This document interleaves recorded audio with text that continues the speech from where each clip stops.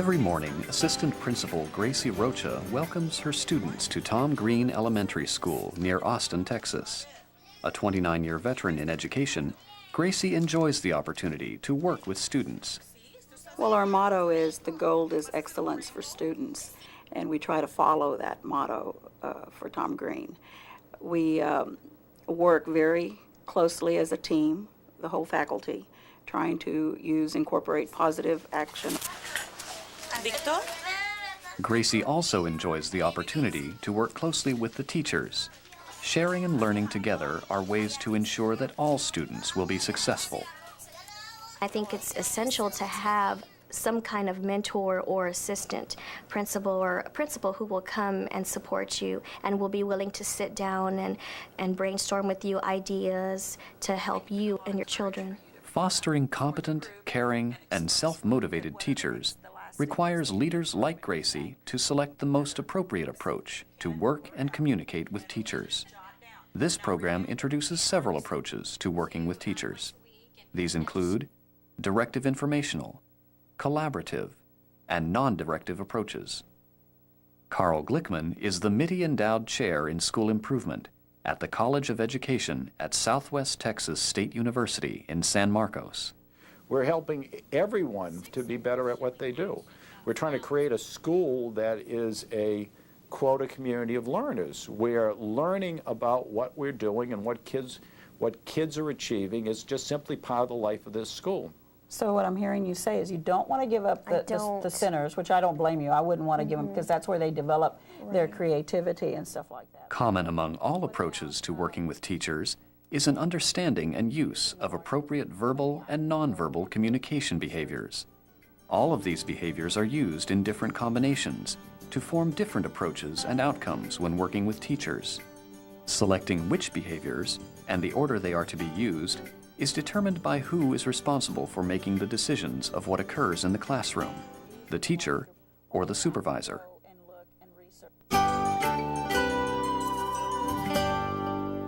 Does anyone have an idea what kind of bone this might be? Have you ever seen a bone like this before? Today we were looking at chicken bones to learn different parts of the bones. We've been studying the skeleton for a few weeks now, and so I wanted the students to get a hands-on look at what we've been reading about, to actually physically see the bones and see what we were talking about. I was hoping that the students would know the different parts of the bone and be able to understand how a living bone would be different from a dead bone. Fourth grade teacher Karen Jones is finishing her first year of teaching at Tom Green Elementary, an exciting and often stressful time during a teaching career that requires learning a lot in a short amount of time. Have you ever broken a bone open before?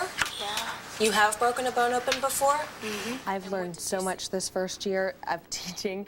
I feel I'm 100 times better now than I was at the beginning of the year. Not that I was a bad teacher, but that I've learned a lot of things about myself and my teaching styles and my students, and a large part of that has come from Gracie, observing my classroom.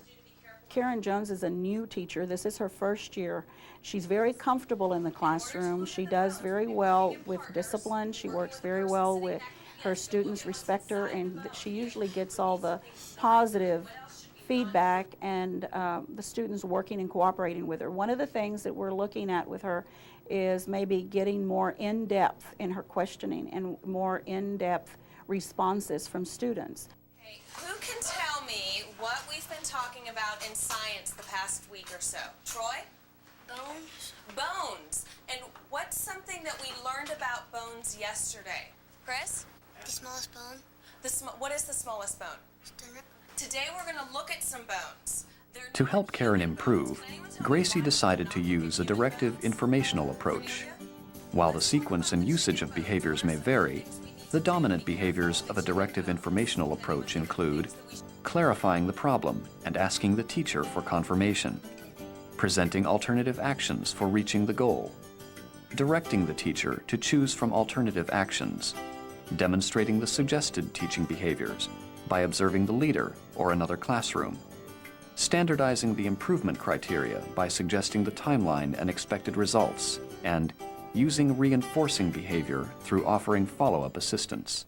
With direct informational, you might see a problem, or the teacher may come to you with a problem, and they're having maybe some matters where they can't resolve it.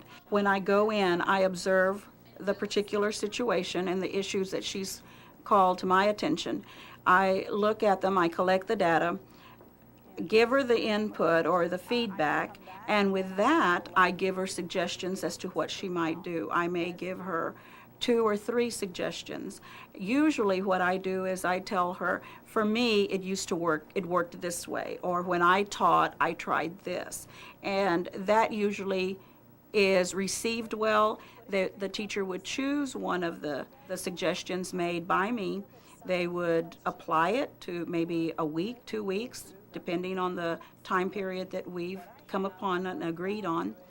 And then we sit back and go over the information and see if it worked for them. Tell me, what did you think about the lesson? I think it went very well. I feel that some of my questions were good and that the students answered them, but I still feel that a lot of my questions weren't quite what I was looking for. Okay, let me share with you what I was able to script, and we'll go through them and we'll count and see what I have. I've already gone through it and kind of identified some of the types of questions that you asked, but let me just review with you what data I did collect. The very first, and I did not time this, one of the things I could have done was timed it, but one of the things that you did at the very beginning of your lesson is you gave them a review and you asked questions that were basically reviewing what you taught the previous day. So in working with teachers, Gracie makes sure that she doesn't lock into just one approach. She will often reflect and select the most appropriate approach to use with teachers. To receive clues as to when changes in approach are needed, Gracie relies heavily on observing a teacher's verbal and nonverbal listening skills. Body language to me is important because I look at their facial expressions when they're talking to me. If we're talking about a particular student or if we're talking about the whole class, to me, if they give me oh, I've tried that but it doesn't work, that's almost a cover-up. So I have to hear that and observe that at the same time, where I may ask questions as to, tell me how you've tried it. Tell me what you've done. Tell me what the results were. So I go more into detail with my questioning as to just depending on how they react when I ask a question or when we're discussing something in particular. I can give you some more literature on how to develop some questions. I suggest that you keep them somewhere where you can clue into them as you're having a class discussion or as you're doing something. I have a little flip chart where you have the questions, and these are just stems. Okay. And as you can see, it's set up where you have the evaluation, synthesis, analysis, and these are the 3 areas that you want to hit on the most. And see, this is where my problem is that I'm more in the knowledge and comprehension area. Again, it could have been the lesson, and you have to be aware of that it could be the type of lesson that you're teaching. It could be that it doesn't lend itself at that time. I can almost guarantee you that you'd probably see some good in-depth responses from the students, and that's going to be a little bit more rewarding, and it also helps you because by the time they give you the response, that'll trigger another question for you to ask. So I really think we would probably see a great improvement in the questioning. I can come back and I can collect and see, we can even give a specific count as to how many questions fit into the certain categories. Great. And we can kind of focus in on one category if you want. Yeah, that would be great. I'd like to get some practice using these for a couple days before you come back. And we can do that. Great. The very last thing that I want to make sure that teacher does know is that I am available and I can go back in anytime to reanalyze or to get any kind of information. I am giving you materials for the next portion. Please wait until you receive instructions before you do anything. Then put a piece of tape on it. Similar to the directive informational approach is the directive control approach. What makes it different is that instead of the leader directing the teacher to select a course of action from various alternatives, the leader determines what the course of action will be. The directive control approach is one where there are no choices. In other words, the supervisor doesn't give a range of sort of specific suggestions, but instead says, look at, starting Tuesday, this is what you need to do. And I want to see you do this, this, and this in order to get a handle of this situation. So now that you've broken your bone, I want you to I've look learned at the about inside. questioning You should have techniques two and things that I halves. didn't even realize I wasn't doing. And I've learned about methods of managing my classroom, things that I didn't even realize were necessarily a problem. They weren't a problem, but there was a better way to do it. And talking to Gracie this year, I've just grown and changed on so many different levels. Right now we're going to go to our centers and I'm going to take a small group and we're going to do a small group activity, okay? I find that every year it's becoming a real challenge for me to work with a large number of students, and sometimes I get frustrated, so I go and I talk to Gracie Rocha, which is my assistant principal, and she's been real supportive. We both sit down together and we kind of brainstorm and write down things that we can do. At the beginning of the school year, Denise Chapa was excited to again be teaching her pre-kindergarten class. That was before she knew she would be working with 27 4- and 5-year-olds of varying abilities. To help manage the influx of students and to allow for more individual attention, Denise, a bilingual teacher, has been using learning centers. However, this year the centers have not been working so effectively. All the students go to their center of their choice, because I have it free choice, and they explore in their center, and each center has a purpose, and it's usually a review of something that we are doing or just a skill that they need. And personally, I prefer small group just because these children need more of my attention, and I feel by doing small groups, more attention will be with the students, and I can really look to see what they're actually learning. I could really sit down and actually see, okay, this child can count to 4, or this child does not know how to count. Okay, Omás, póngale unos ojitos, una boquita, nariz, para que siga el otro grupo. Betsy. I really believe that small group instruction is important and it's very essential for the young children, but I feel it was hard for me to focus on the small group and then having children come and ask me questions, which I don't want to shut them down because every question is important or they need help. And then when they come up and they tell me someone has been fighting, then I have to break from my small group and go and see what happens, try to resolve the problem or listen to the different parties, and then come back. And I feel all that time that I'm spending with the learning centers, the children in the small group, they're not focused anymore, and we have to start off again. Okay, you need to share. See? To help get a clear picture of what was occurring and to find answers to her concern, Denise asked Gracie Rocha to observe her class several times, to note the interactions between teacher and students, to record when students were on task and when they were off task, to count the number of interruptions, and to see if the interruptions were coming from a particular center. And what I collected while you were in the small group teaching and you were doing the little bears and the corduroy bear, I noticed that there was several interruptions. There were several kids. I was able to jot down a few names, but they were moving back and forth several times, and you had one instance where you had to get up and you had to go and talk to the students, so and settle a little argument that was going on in that center.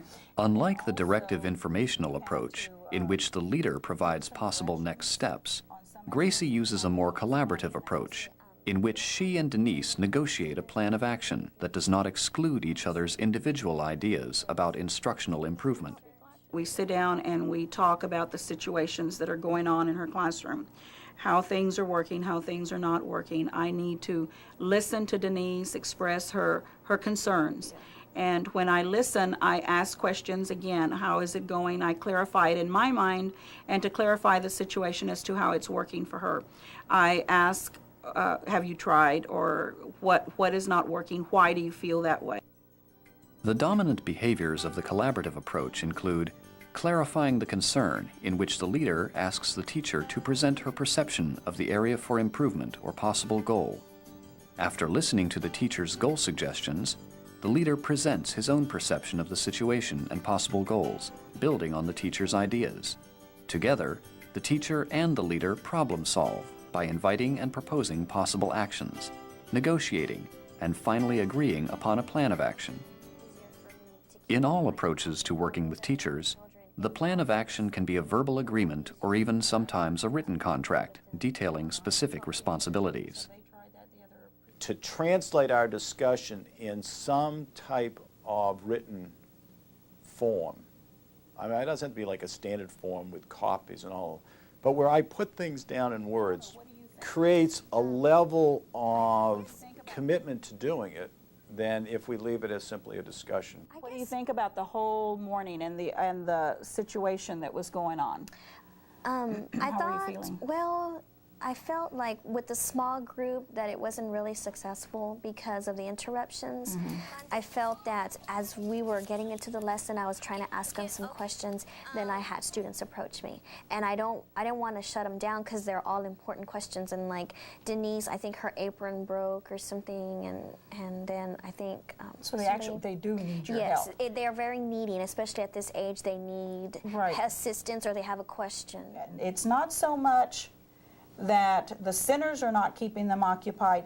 They have little individual needs that they have while you're trying to teach the small group. I enjoy the large group because it's consistent and it's a little bit easier for me to control with all the children I have. I have a lot of students, but I think that small instruction is important, and I like doing small group, but right now I feel like it's not working for me. So what I'm hearing you say is you don't want to give up the centers, which I don't blame you. I wouldn't want to give them because that's where they develop their creativity and stuff like that. But have you talked to anybody else in the pre-K setting or teaching pre-K that maybe has tried a different approach or a direct teach maybe? You know, I'm kind of lost, but as a teacher, I would tend to go with a large group. Simply because I would have their attention and we could do it together, and then maybe at another point they could go to the centers. Right. The outcomes of collaboration do not benefit only teachers. Gracie, a former third grade teacher, also has learned a great deal by working closely with Denise's class. So the learning in my situation came in that I had to become aware of 4-year-olds and how they learned. The learning from the teacher's standpoint is learning in that 4-year-olds can also do critical thinking, can do math, and can do many things that we think, oh, it's impossible for them to learn. But when you look at it in a different way and you approach together the situations, yeah, it does happen. We can try it, and I can come in and help you, if that's okay with you, and see what we can do. If you just tell me what you want me to do. If they're in the large group, and if you tell me exactly what you want me to do as I'm walking around or helping you or doing whatever. Leaders who use the collaborative approach may be required to use more time than they would with other approaches. In collaborating with Denise Chapa, Gracie will share the responsibility and sometimes co-teach, allowing Denise to observe or to work on instructional techniques. There's been times when Gracie takes responsibility for my students. If we cannot find an answer to a problem I have, she is willing to either look for an article that she has about the problem or something that I need help on.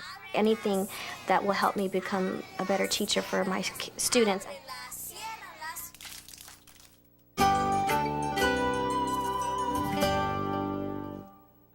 To see everybody here today. We're going to have one of our meetings, Teachers Helping Teachers, and I think this is something that we can help Heather with. Each approach in working with teachers builds upon the next, offering greater autonomy to teachers in analyzing and resolving questions and instructional challenges. The ultimate goal is to get all the teachers to get to the point where they're reflective in their own teaching, where they sit down and revisit and they look at what has worked and what has not worked for them, and to fix it, to change it, to make changes. Nothing is etched in stone where they have to teach in this manner. We're told what we have to teach, but not how we teach. Offering the greatest autonomy for teachers to analyze and solve their own instructional challenges is the non-directive approach. The dominant behaviors of the non-directive approach include listening to a teacher's instructional concern, encouraging the teacher to elaborate on the concern and to develop and consider alternative actions. The leader also helps clarify the concern through paraphrasing and questioning. When asked by the teacher, the leader presents her own ideas and possible solutions. The final behavior is problem solving, when the leader asks the teacher or group to decide on a plan of action to be taken. So my role is to clarify, to listen, maybe to reword a situation or a question, to encourage the rest of the team to give their input. Well, there are no tally Gracie often uses the non-directive approach during meetings of the school's Teachers Helping Teachers group, a small problem-solving group in which teachers share concerns and discuss challenges they may be facing in the classroom. When a teacher has an issue, a concern, and we know that we have a core group of teachers here that help each other problem solve, I may suggest, let's call the Teachers Helping Teachers group and sit down and discuss this.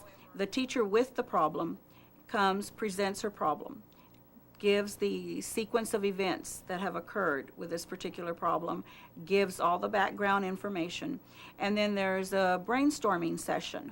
For fifth grade teacher Heather Warren, discussions with Gracie and colleagues have helped to improve student creativity in poetry writing. When the kids came in at first, they didn't know how to be creative.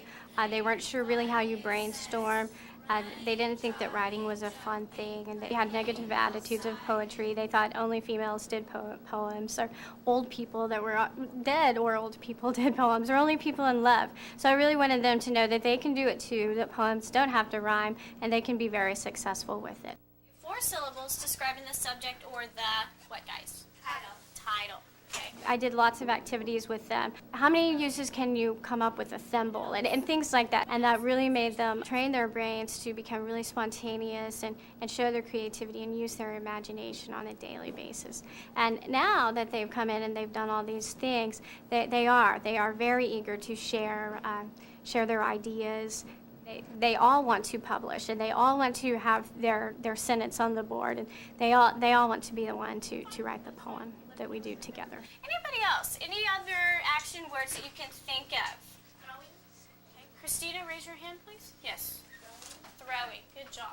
I'm going to put throwing. With a classroom now full of budding writers, Heather faced a new challenge: how to maintain a positive level of creativity while allowing all of her students opportunities to participate.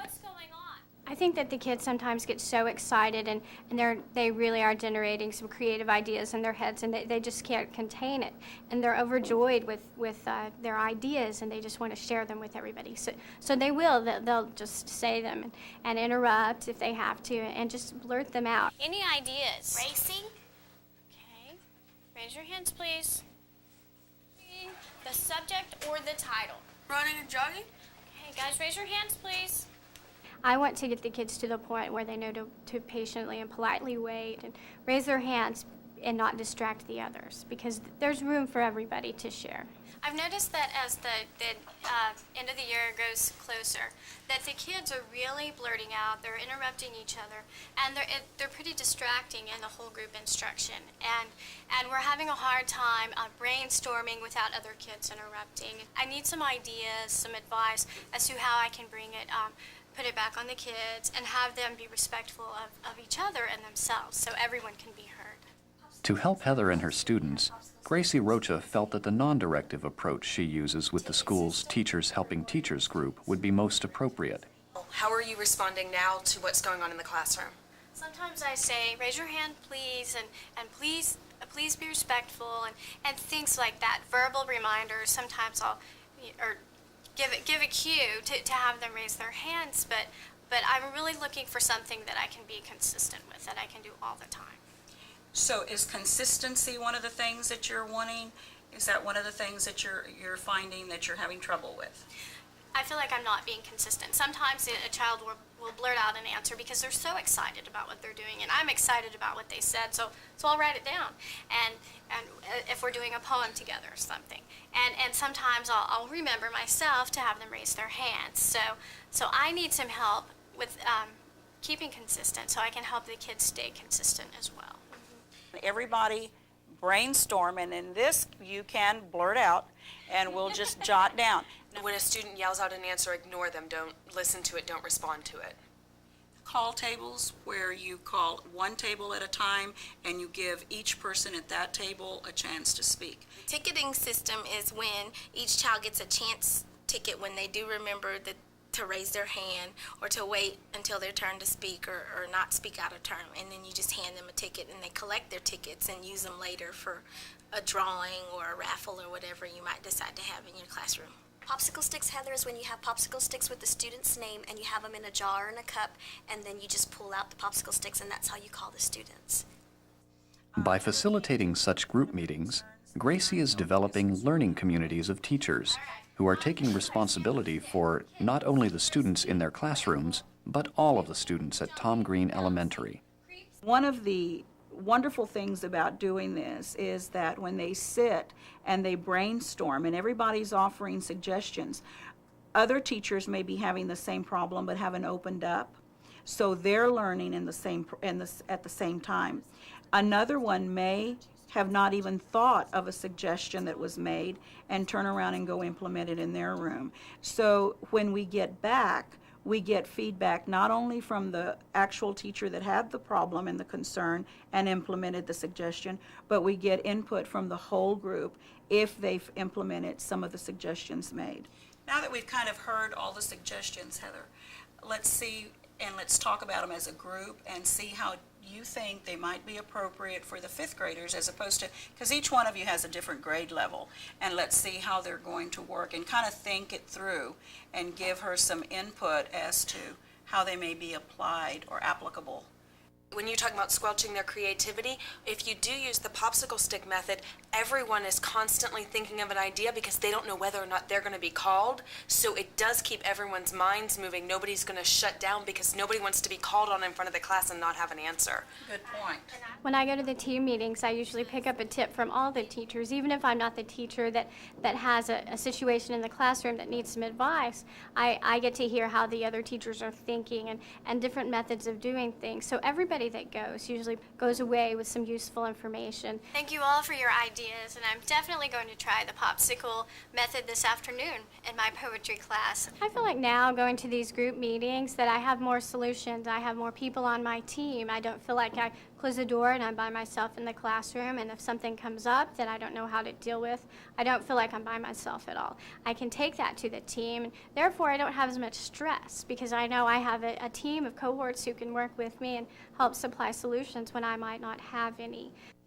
Do you guys remember how the sticks work? Yes. Okay, Kristen, help us out. Well, if you draw the name, say you draw Jeannie's name, then she has to answer.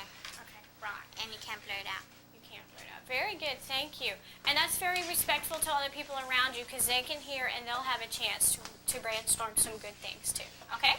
So, everybody think of 4 syllables describing flowers. Okay? I'm going to pull a name from the cup.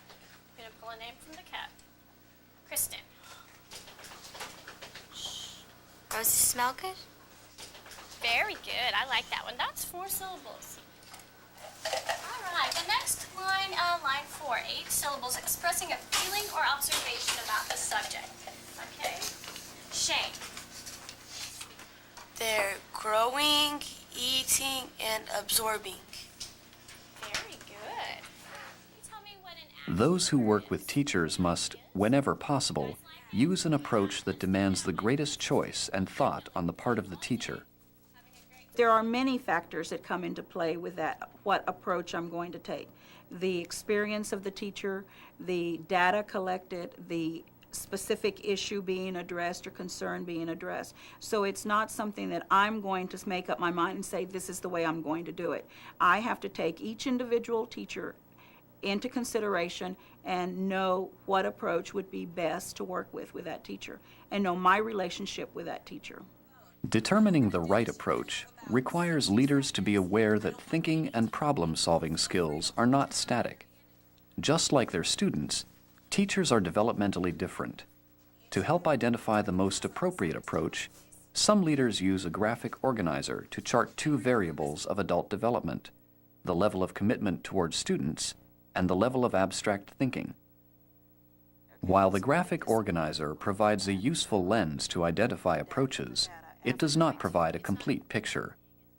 Leaders should be aware of the social and professional factors that exist, such as the organizational relationship between the leader and the teacher. Other factors, such as race, ethnicity, gender, socioeconomic class, and life histories, should also be considered.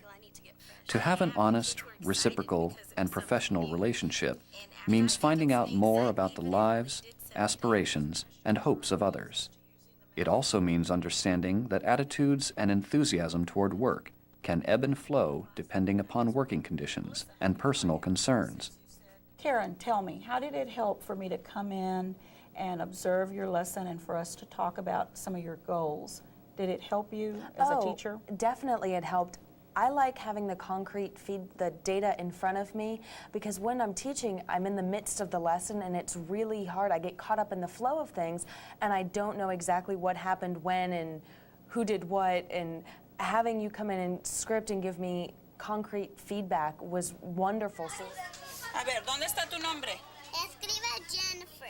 If the goal of education is to provide each student the best opportunity for learning success, then the most effective means of attaining this goal is to foster and develop a staff of educators who are motivated towards self-improvement and intellectual growth.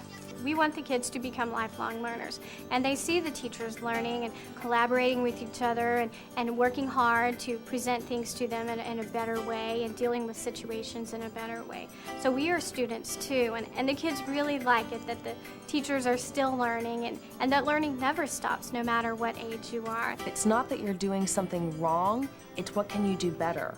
It's not that you're doing something bad, it's just that we all have room for improvement and we need to find those opportunities, and sometimes it takes someone more experienced with more knowledge who can show us what we can do better. Well, I think one of the wonderful things that have happened is that teachers are listening to each other and they're learning from each other. One of the greatest satisfactions that I have found is that I'm helping one teacher and that teacher is helping 25 or 50 students in being successful.